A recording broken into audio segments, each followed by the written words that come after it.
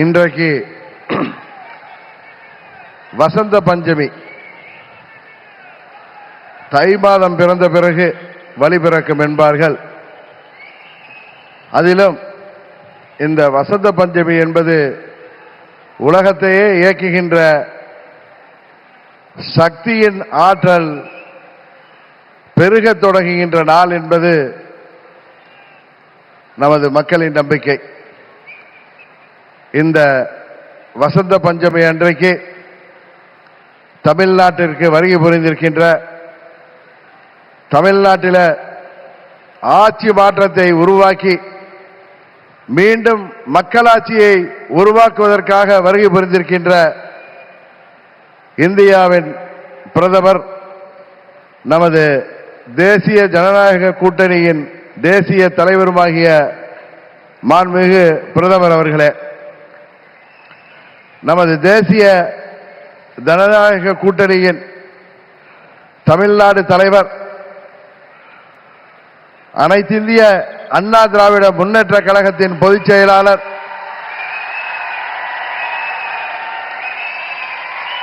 மாண்புமிகு எதிர்க்கட்சி தலைவர், பெரும் மதிப்பிற்குரிய திரு எடப்பாடி கே பழனிசாமி அவர்களே,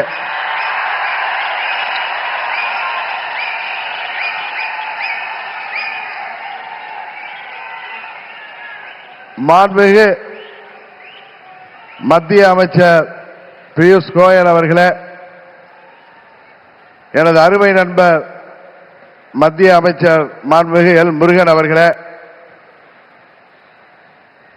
தமிழ்நாடு பாரதிய ஜனதா கட்சியின் தலைவர் எனது அருமை சகோதரர் நயினார் நாகேந்திரன் அவர்களே,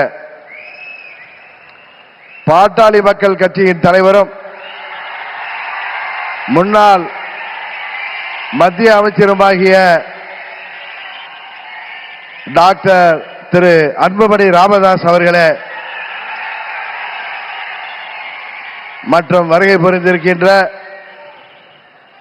நமது தேசிய ஜனநாயக கூட்டணியின் அங்கம் வகிக்கின்ற தலைவர்களே, வருகை புரிந்திருக்கின்ற நமது தேசிய ஜனநாயக கூட்டணியின் நிர்வாகிகளே, செயல் வீரர்களே, வீராங்கனைகளே, உங்கள் அனைவரையும் அம்மா மக்கள் முன்னேற்ற கழகத்தின் சார்பில் இந்த நேரத்தில் எனது நெஞ்சம் நிறைந்த வணக்கங்களை தெரிவித்துக் கொள்கின்றேன். தொடர்ந்து 3 முறை இந்தியாவின் பிரதமராக இந்திய மக்களால்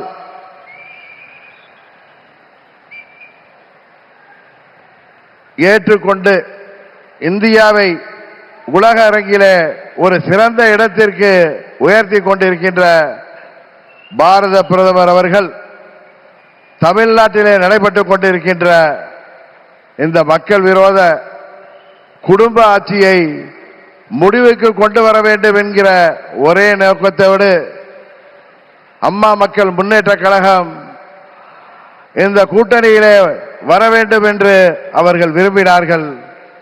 இன்றைக்கு நாங்கள் முழுமனதோடு தமிழ்நாட்டிலே தேசிய ஜனநாயக கூட்டணியை தலைமையேற்றிருக்கின்ற மதிப்பிற்குரிய திரு எடப்பாடி கே பழனிசாமி அண்ணன் அவர்களை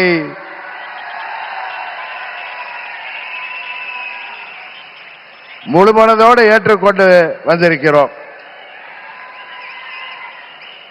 நாங்கள் எல்லாம் அம்மாவின் தொண்டர்கள் என்பதை எதிரிகள் மறந்துவிட்டார்கள்.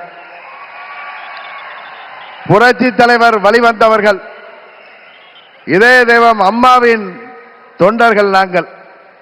எங்களுக்குள் சண்டை சச்சரவுகள் இருந்தது உண்மைதான்.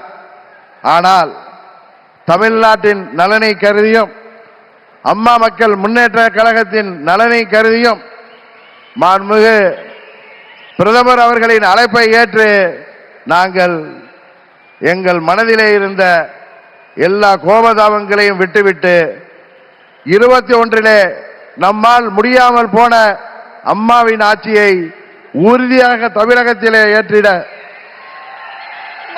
உருவாக்கிட எந்த ஒரு மனமாச்சரியமுமின்றி, எந்த ஒரு தயக்கமும் இன்றி, எந்த ஒரு குழப்பமும் இன்றி, சில பேர் சொல்கிற போல எந்த ஒரு அழுத்தமும் இன்றி அம்மா மக்கள் முன்னேற்ற கழகம் இந்த கூட்டணியிலே எங்களை இணைத்துக் கொண்டிருக்கின்றோம்.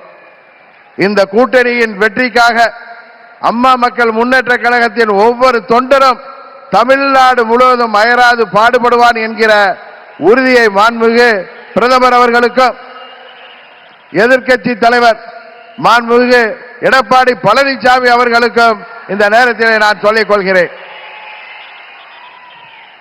ஒரு விஷயத்திலே எதிர்ப்பதென்றால் அதிலும் உறுதி, ஆதரிக்க வேண்டும் என்றால் அதிலும் உறுதியாக இருக்கக்கூடிய தன்மையை அம்மா அவர்கள் எங்களுக்கு கொடுத்திருக்கிறார்கள். ஒரே குடும்பத்தைச் சேர்ந்தவர்கள், பங்காளிகளாக இருந்தவர்கள் நாங்கள் எங்களுக்குள் இருந்த சண்டையால் பிரிந்து இருந்தோம் என்பது உண்மை. இன்றைக்கு எல்லாவற்றையும் தூக்கி எறிந்துவிட்டு பாரத பிரதமர் மோடி அவர்கள் தமிழ்நாட்டிலே ஒரு மக்களாட்சியை உருவாக்க வேண்டும், புரட்சி தலைவர் டாக்டர் எம்ஜிஆர் அவர்களின் ஆட்சியை உருவாக்க வேண்டும், எங்களின் இதய தெய்வம் அம்மா அவர்களின் ஆட்சியை உருவாக்க வேண்டும் என்கிற உயரிய நோக்கத்தோடு இன்றைக்கு மக்களை வாட்டிக் கொண்டிருக்கின்ற இந்த மக்கள் விரோத குடும்ப ஆட்சியை முடிவுக்கு கொண்டு வர வேண்டும் என்பதற்காக நாங்கள் முழுவனதோடு இந்த கூட்டணியிலே இணைந்திருக்கிறோம் என்பதை அவர்களுக்கு மீண்டும் நான் இந்த நேரத்தில் தெரிவித்துக் கொள்கின்றேன். இன்றைக்கு தமிழ்நாடு ஒரு கொலை நாடாக, கொள்ளை நாடாக மாறி கிடக்கிறது. பத்திரிகைகளையும் ஊடகங்களையும் பார்த்தால் எங்கு பார்த்தாலும் கொலை, கொள்ளை, பெண்களுக்கு பாதுகாப்பு இல்லை, போதை மருந்து பழக்கம், போதை மருந்துக்கு ஒரு ஹப்பாகவே தமிழ்நாடு மாறி இருக்கிறது என்பது வேதனைக்கு உரியது.